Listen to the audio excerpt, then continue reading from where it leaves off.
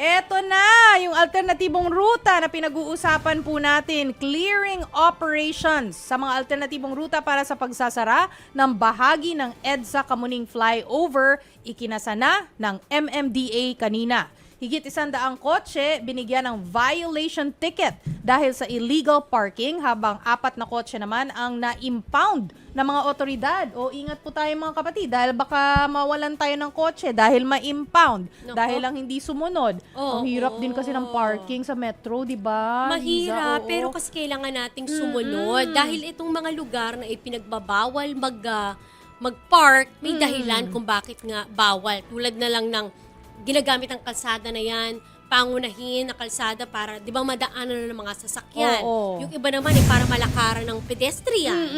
So, talagang tayo dapat madisiplina sa mga ganitong bagay. Yes, naiintindihan din naman namin kung bakit pumaparada kayo doon kasi ang liliit. Minsan, ang liliit ng mga bahay natin, mga garahe natin, di ba? Hindi, dalawa yung kotse mo pang-isa lang yung kotse yung garahe mo. Hindi naman napaka-efficient yung transport system natin. So, bibili ka ng isa pang kotse. Naiintindihan po namin yon, pero nga po, dahil po tulungan po tayo dito at meron pong inaayos, actually naman kahit walang inaayos, sinasabi na nila dati, dapat kasi hindi nagpa-park dyan sa mga daan na yan dahil alternative routes siya Correct. Makakaluwag sana tayo Dapat pagdating sa nagagamit trapiko. yan ng, kumbaga, walang obstruction. Yes. Yung ibang vehicles na nakapark dun sa mga nasabing kalye